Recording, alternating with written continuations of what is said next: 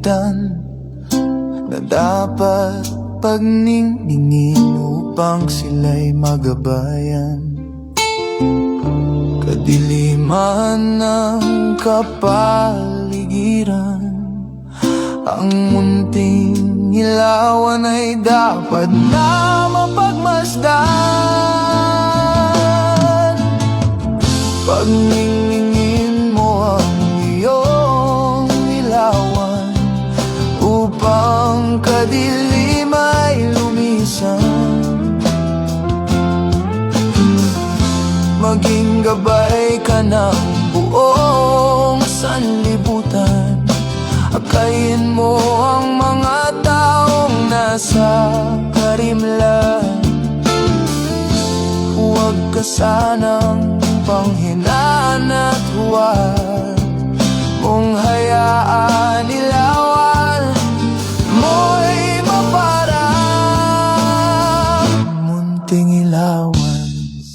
Praise God, praise the Lord. Salamat po sa Panginoon.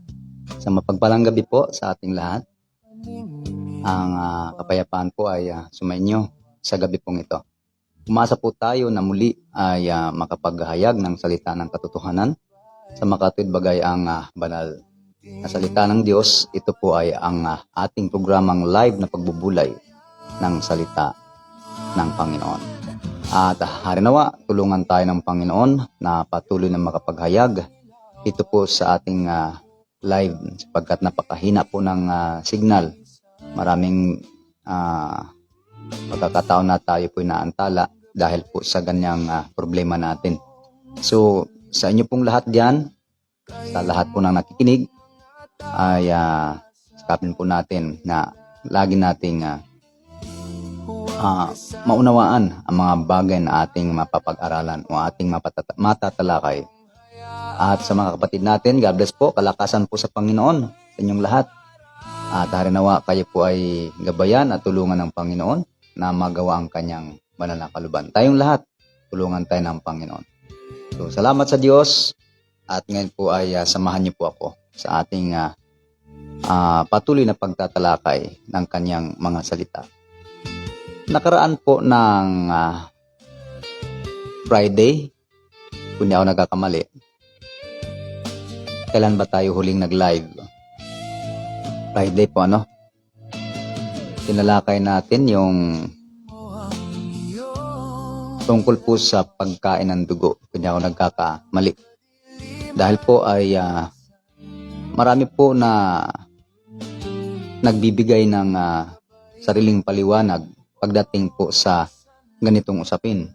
May mga talata po na nababanggit nila at ayon sa kanila ay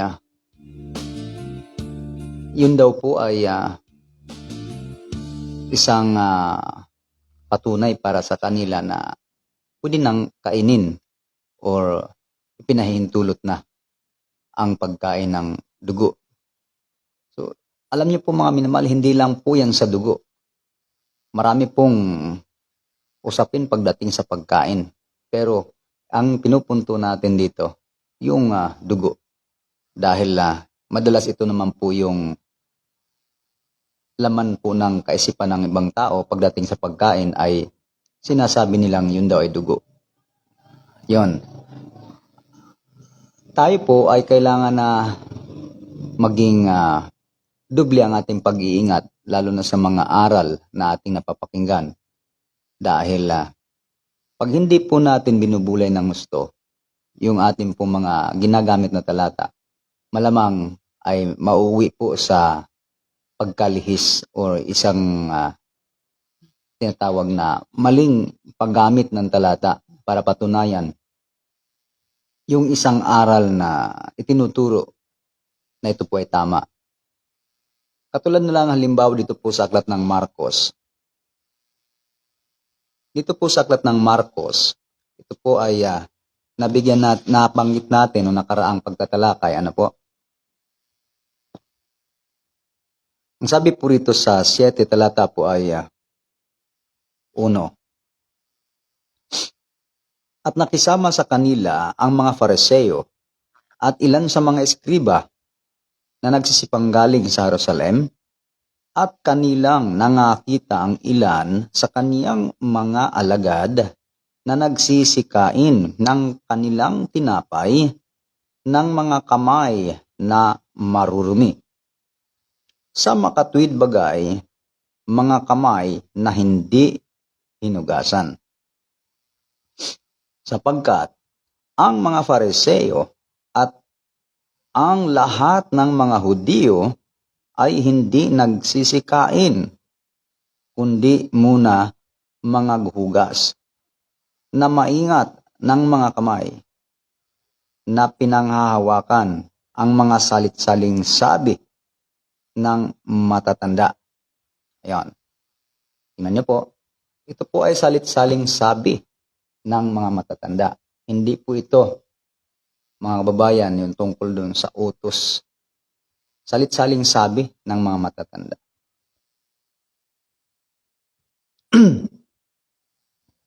Tuloy.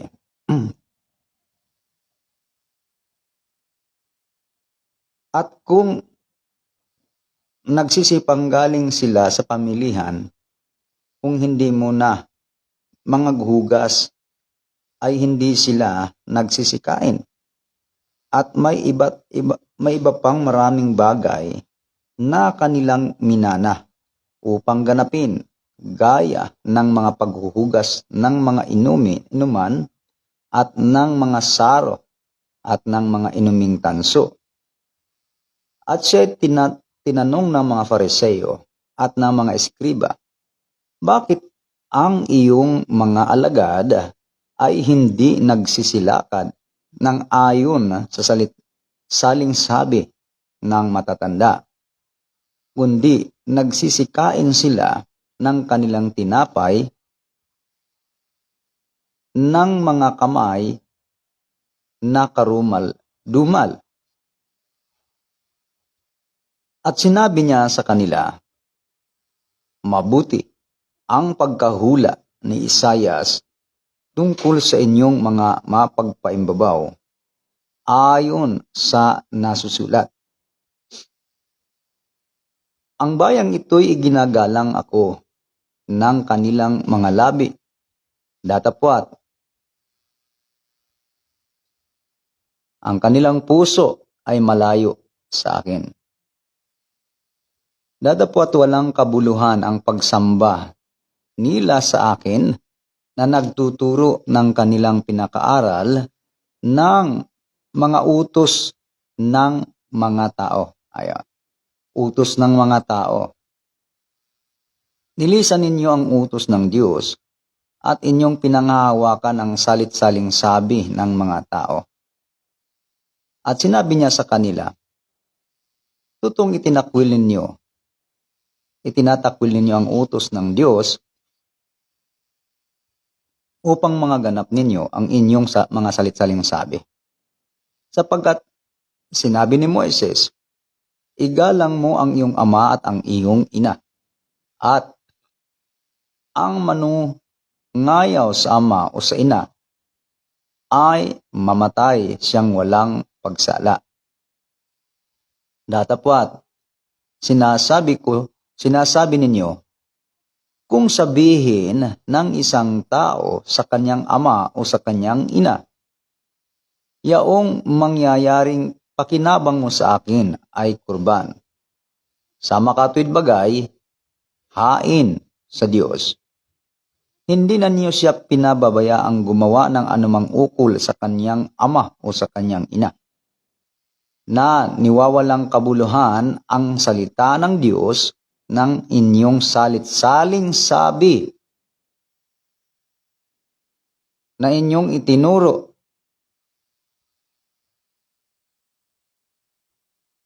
At nagsisigawa kayo ng iba pang maraming bagay na kawangis nito. At muling pinalapit niya sa kanya ang karamihan at sinabi sa kanila, pakinggan ninyo lahat ako at inyong unawain. Walang anumang nasa labas ng katawan ng tao na pagpasok sa kanya ay makakahawa sa kanya. Datapwat ang mga bagay na nagsisilabas sa tao, yaon ang nangakakahawa sa tao. Verse 17, at nang pumasok siya sa bahay na mula sa karamihan, ay tinanong sa kanya ng kanyang mga alagad ang talinghaga.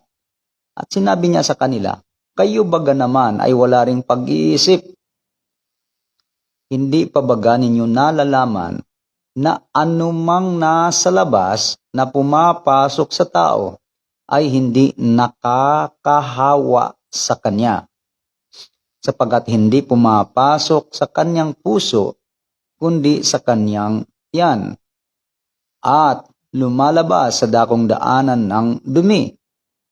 Sa salitang ito'y nililinis niya ang lahat ng pagkain. At sinabi niya, ang lumalabas sa tao, yaon ang nakakahawa sa tao. Purihin ang Panginoon. May mga bantayan tayong mga bagay tungkol sa bagay na ating nabasa. Una, ingatan natin yung dalawang uri dito na ginaganap ng tao. Yung isa, salit-saling sabi, na masigasig sila sa pagsunod, gaya ng paghuhugas ng kamay bago kumain,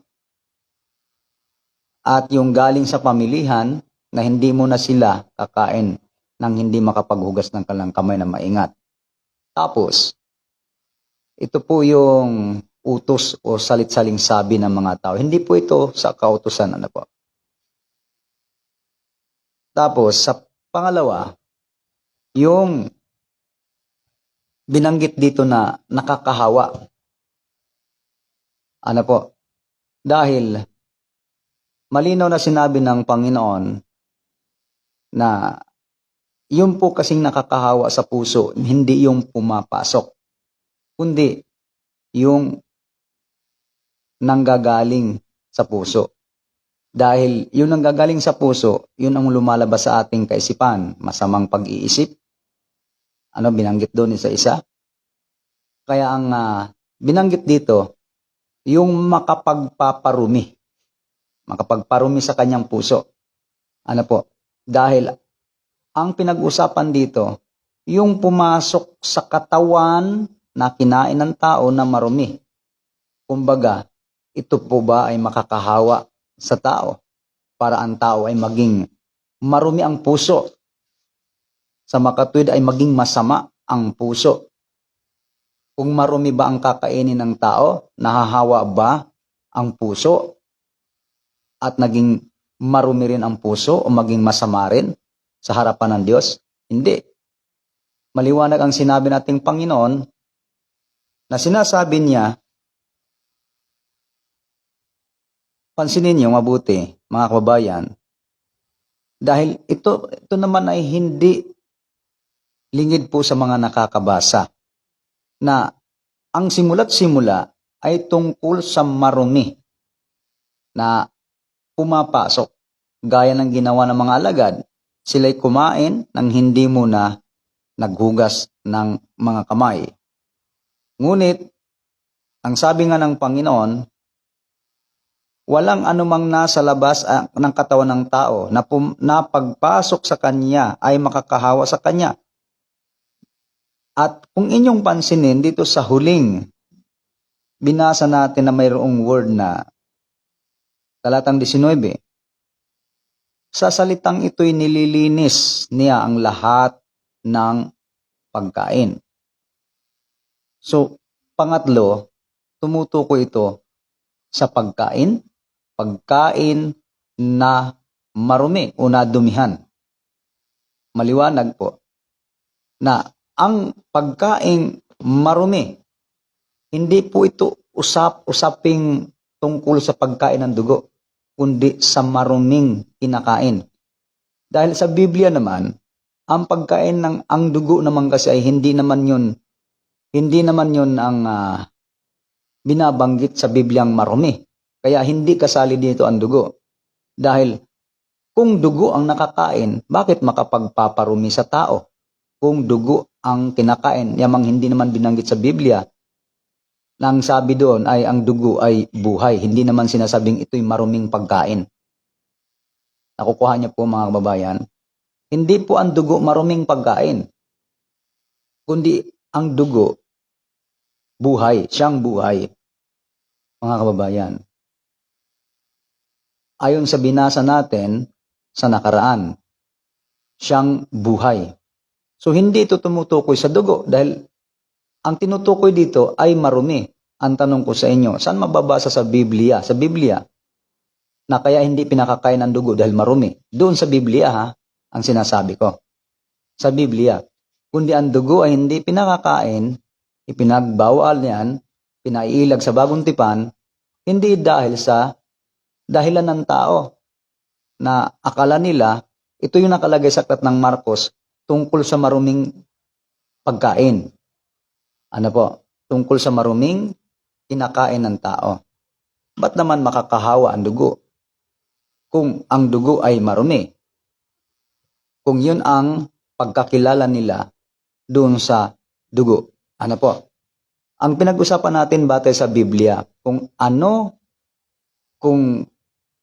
ang ipinakikilala ng Diyos tungkol sa dugo. Ito po'y siyang buhay. Ngayon, kung ating tingnan yung mga katwiran ng iba, kung bakit isinasali nila ang dugo dito, dahil lahat daw ng pumapasok, ano po, lahat ng pumapasok, tumutuloy sa tiyan, sa daanan ng dumi, at hindi nakakahawa. Dahil nga, kahit tayo po, nakakain tayo ng mga marurumi, hindi maging marumi ang puso natin. Ano po? Hindi maging marumi ang ating mga puso kung nakakain tayo ng marumi. Tandaan po natin, sa diwa na marumi ba ang kinakain mo? Or malinis ba? Ang usapin dito ay kung marumi o malinis ang kinakain mo. Nahahawa ba ang tao? Kapag marumi ang kinakain mo, maging marumi ka na rin ba sa harapan ng Panginoon, sa puso? Hindi. Hindi kasali ang dugo. Dahil ang dugo naman, hindi man ipinakikilala ng Biblia na maruming bagay para makakahawa sa tao. Hindi. Kundi, ang puso ay, ang dugo ay siyang buhay. Maliwanag po yan sa banal na kasulatan hanggang sa bagong tipan, hindi pa rin yan ipinahintulot na kainin. Kaya ingat po tayo mga kababayan, ano po? Pero sabi ko nga sa inyo, tayo, kahit hindi tayo kumakain ng dugo, mayroon talagang pagkakataon na hindi naiiwasan, na hindi natin naiwasan hindi tayo nakakakain ng dugo. Ulitin ko, iba yung kumakain kang ng dugo kaysa nakakakain ka ng dugo. Magkaiba yon.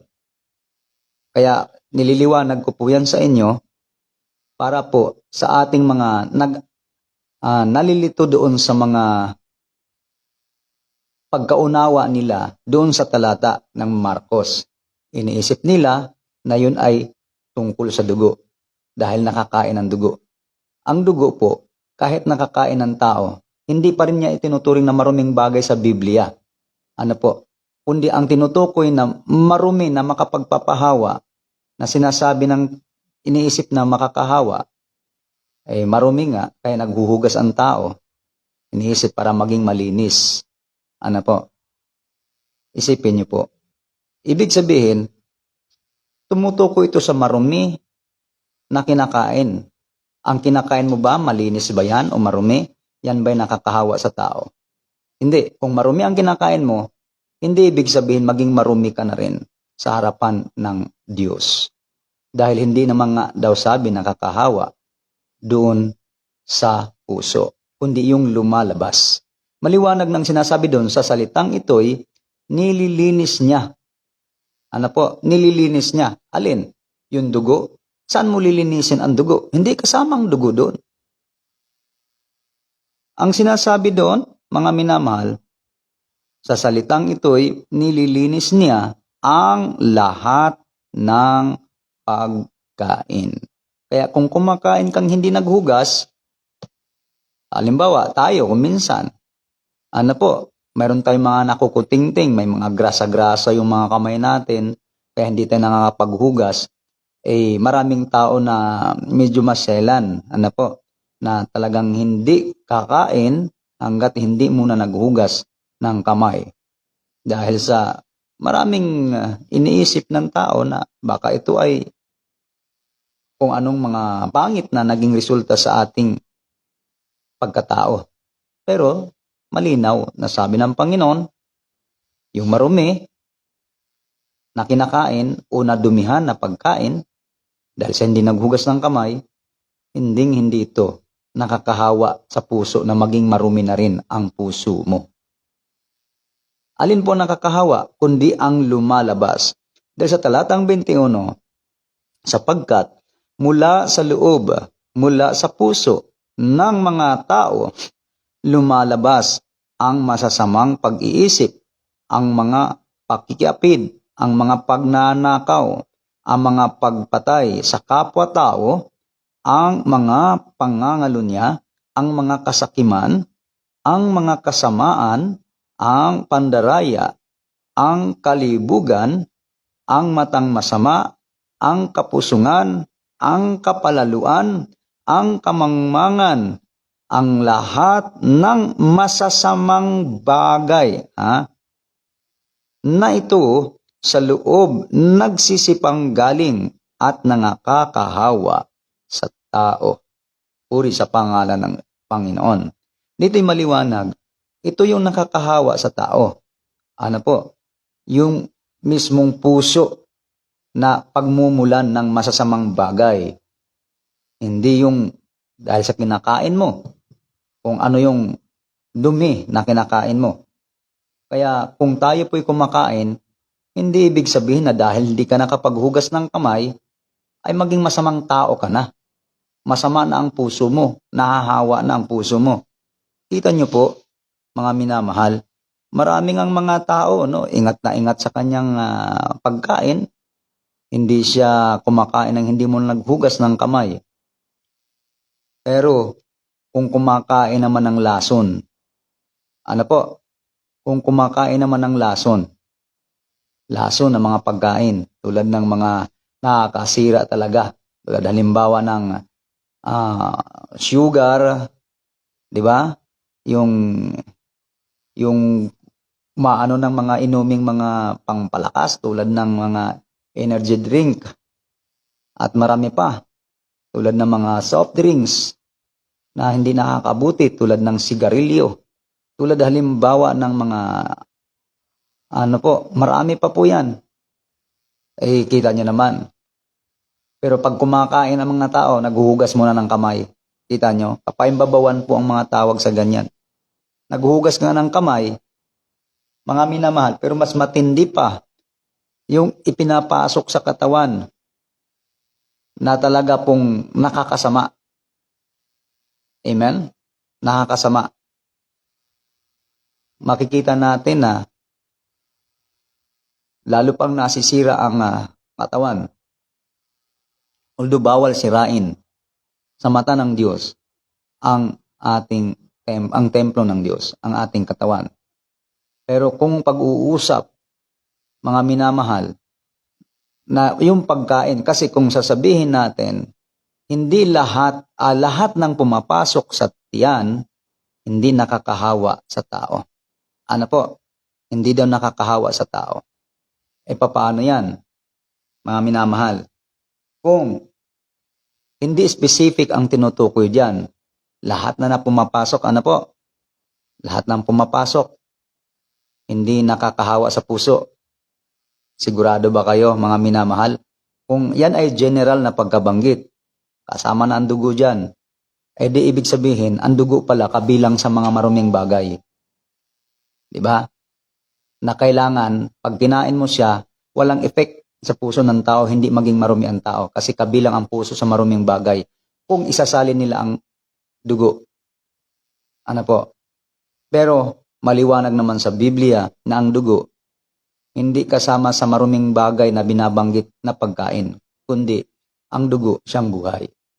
Ang binabanggit diyan ay pagkaing marumi. Basahin niyo ang verse 1 para kayo po ay hindi na magkakaroon ng agam-agam at magdagdag at magbawas at magbibigay ng sariling pagpapaliwanag gaya ng ginagawa ng ibang mga samahan na ginagawa nila yan sa mga mahihilig, mga matatakaw sa dugo, na mas pinipili pa nila na sundin ang kanilang kalooban kaysa sumunod sa utos ng Diyos.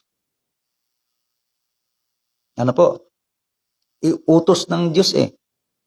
Huwag kanin eh. No? Dahil siyang buhay. At pagdating sa bagong tipan, hindi pinahintulot, pinaiilag.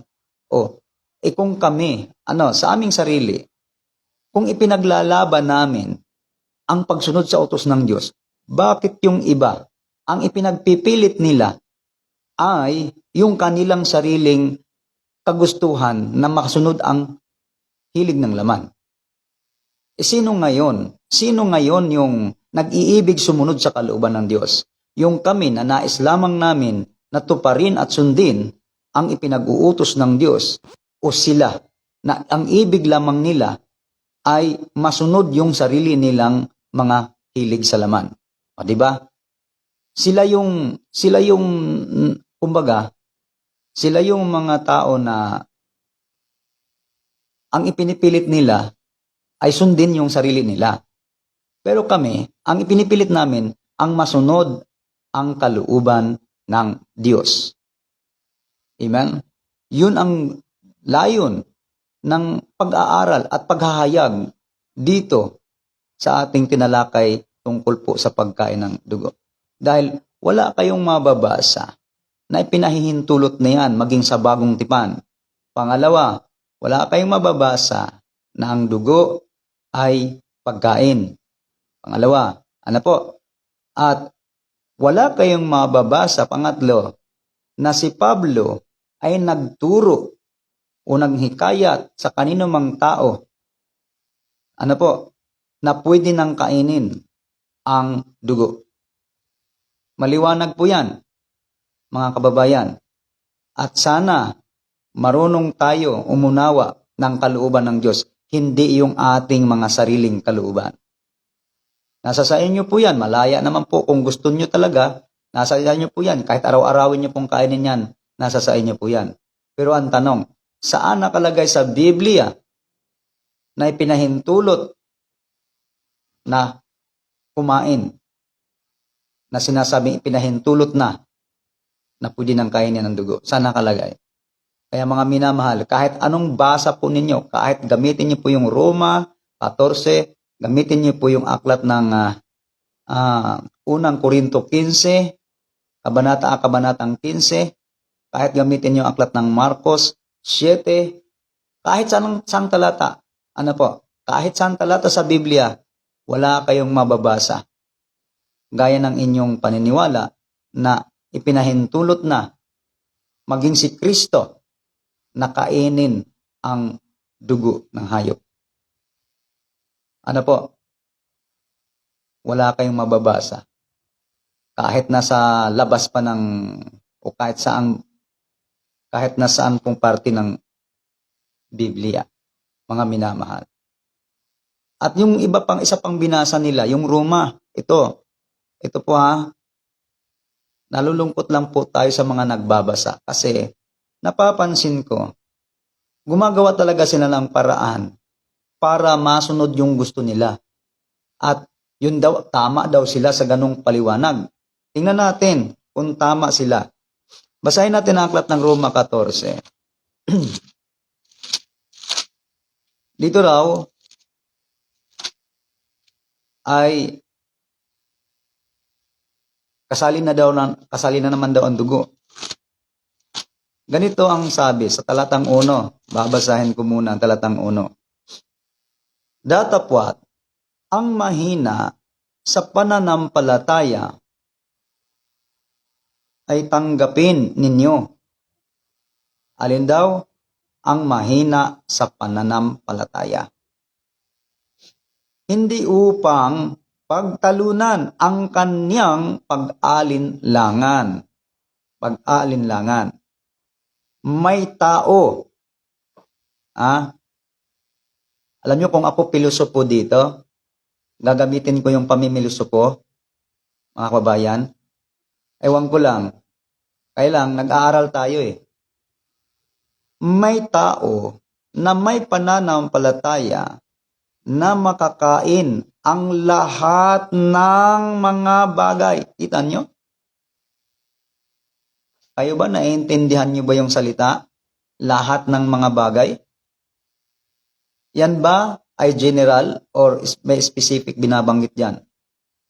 Kung minsan, tayo pag nagbasa ng Biblia, binibigyan natin agad natin ng interpretasyon o maling interpretasyon, maling pakahulugan o maling pagkaunawa.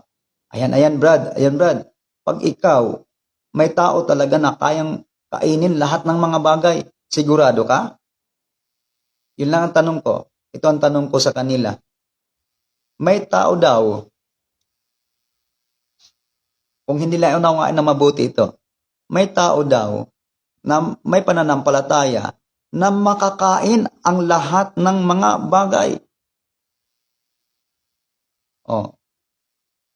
Ang tanong ko doon sa mga naninindigan o sa mga nakikipaglaban, sinong tao? Sinong tao na may pananampalataya na kayang kainin lahat ng mga bagay? Lahat ng mga bagay, ha? Okay. Ayan, Brad, nakalagay dyan, may tao. Sinasabi dyan na kayang kainin lahat ng mga bagay. Kahit pako, lamisa, electric fan, dapat na maintindihan to ng mga tao nagbabasa. Ginagamit nila itong aklat ng Roma para patunayan na ang kanila pong pagnanais na masunod ang kanilang laman ay mapagtibay. Pero ito po, babasahin natin uli. May tao na may pananampalataya na makakain ang lahat ng mga bagay. Ngunit ang mahinay kumakain ng mga dugo. Yun ba kinakain dito? Basahin natin uli. May tao na may pananampalataya na makakain ng lahat ng mga bagay. Ngunit ang mahinay kumakain ng mga gulay. Hindi naman dugo doon yun, Brad, sa taong may pananampalataya na kaya niyang kainin lahat ng mga bagay. Sige, hintayin po natin. Kung may mga magko-comment tungkol sa mga bagay na ito, siya mismo tatanungin ko rito. Pag nagko-comment sa tungkol sa dugo na dito sa Roma ay kasama ang dugo sa talatang 2. Sige. Kaya niyang patunayan na kasama rito ang dugo. Pero maliwanag naman dito Ano po? Ang sinasabi rito, kumakain.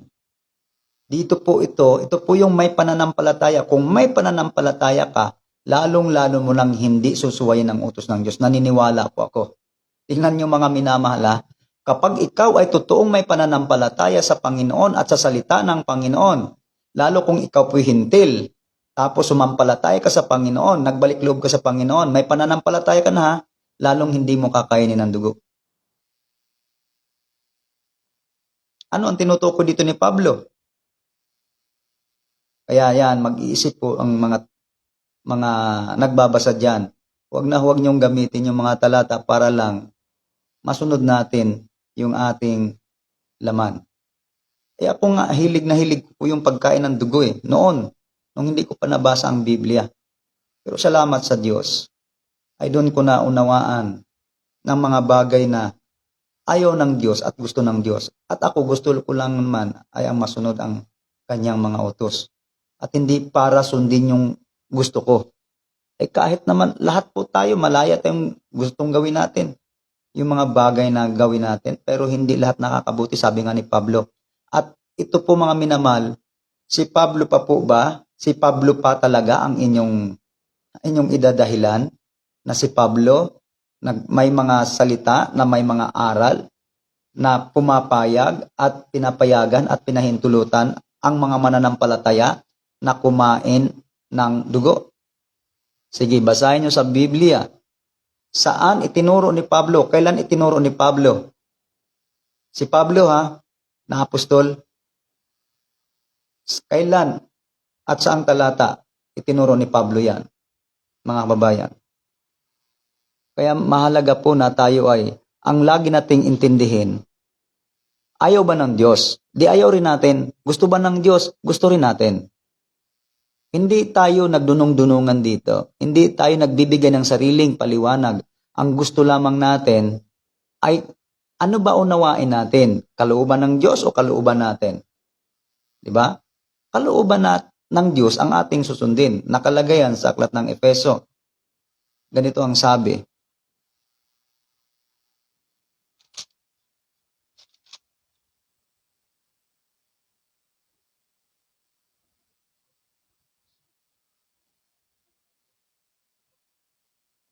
Talatang 17, 5 verse 17.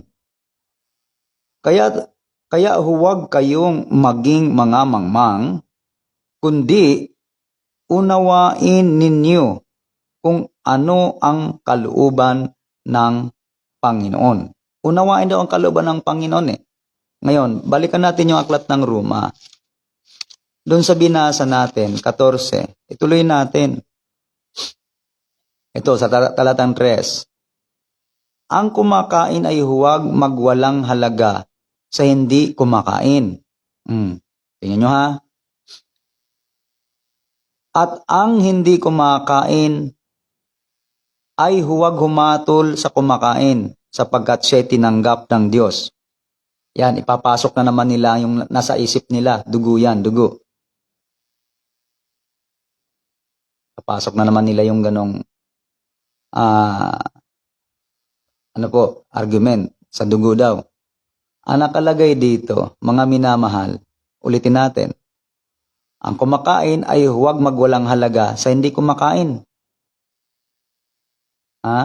Hindi kumakain eh.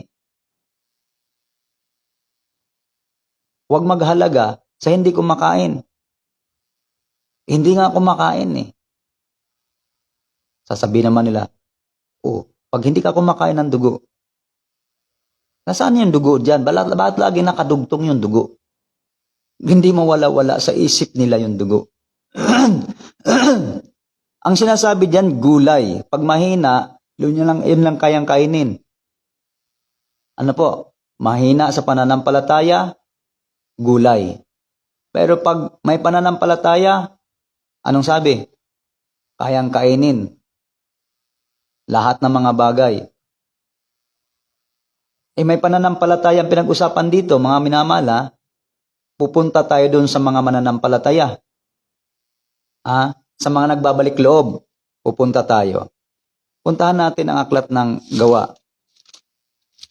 Sa mga mananampalataya tayo, baka akala nila ay kasama ng dugo.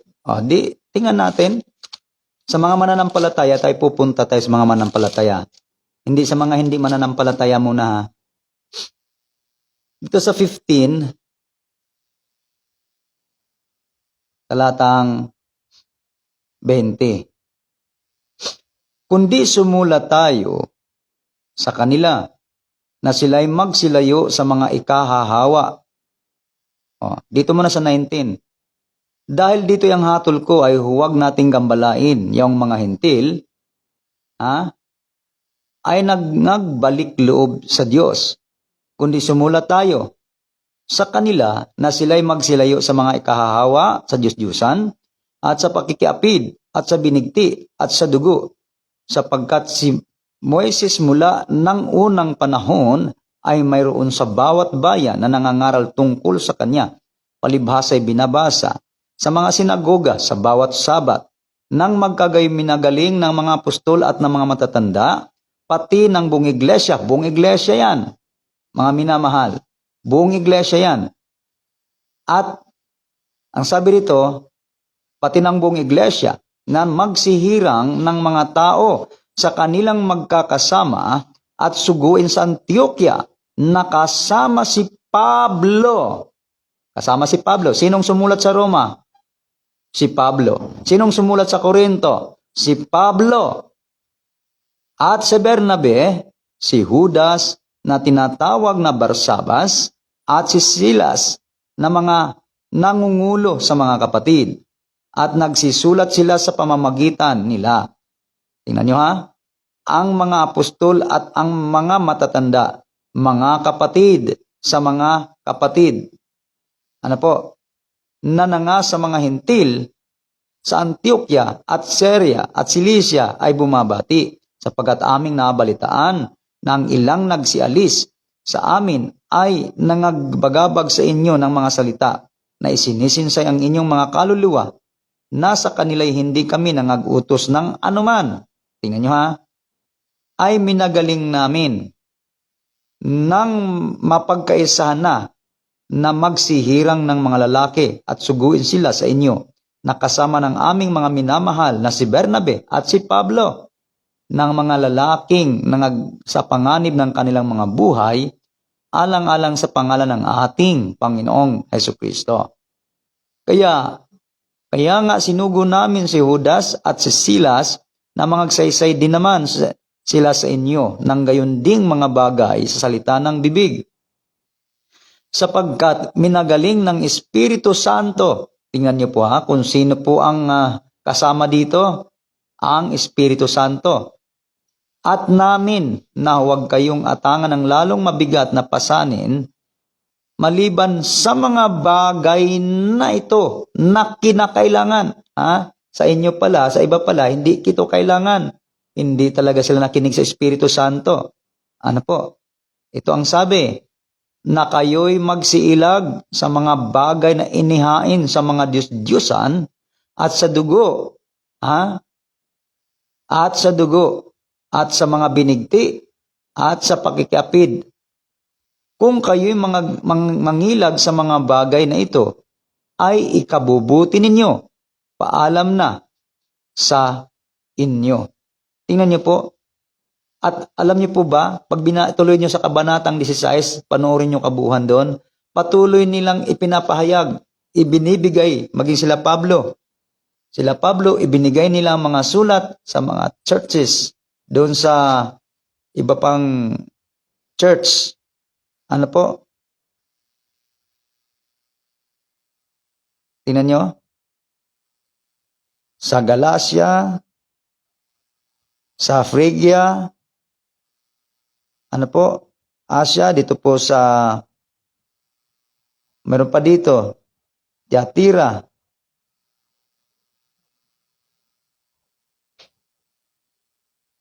Nagpunta sila sa mga ganong iglesia at sila po ang nagdadala ng sulat. Kaya sa mga hintil nagbalik loob sa Diyos, sa makatwid bagay, yung mga sumasampalataya, sila po ay nakaalam ng sulat na ipinadala ng mga apostol.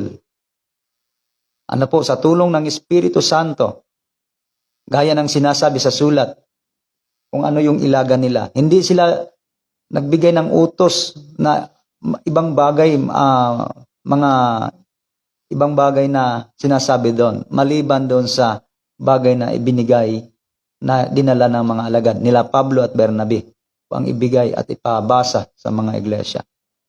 Kaya mga kapatid, kung kayo po'y ibig sumunod sa kalooban ng Panginoon, dapat makinig kayo. Huwag kayong huwag kayong basta na mas marunong pa kayo sa sulat at mas marunong pa kayo sa mga alagad. Tayong lahat dapat maging mapagpakumbaba na sumusunod sa kalooban ng Diyos. Hindi yung sarili natin ang pagbigyan. Gusto ng laman mo, sige, bahala ka. Pero pag gusto mong masunod ang kalooban ng Diyos, hindi mo gagawin yon dahil hindi nga pinahintulot ng Diyos. Di ba? Katulad halimbawa ng alak. Yung alak, maraming gusto niyan. Pumapasok din yan sa tiyan. Di ba? Ibig bang sabihin, lahat ng pumapasok kasama ng alak, di mag-inom na rin kayo, maglasing na rin kayo. Kung yun ang inaakala ninyo, na lahat ng pumapasok, yan ba, lahat ng pumapasok, o kaya, lahat ng mga bagay, o di ibig sabihin, pwede na rin sa inyo ang alak. Dapat talaga, mga minamahal ay ating uriin siya sa atin na mabuti kung ano po ang nilalaman ng Banal na Kasulatan. So, mga minamahal, Kaya pinagdagdag lamang ng dagdag linaw sa ating mga tinalakay. So, medyo mahina yung ating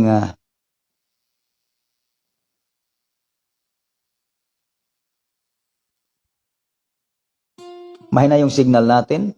Pero umasa po ako na sa maikling pag-aaral at pagbubulay ay makakadagdag ito ng liwanag sa mga taong ipinaglalaban nila ang kanilang sariling kalooban.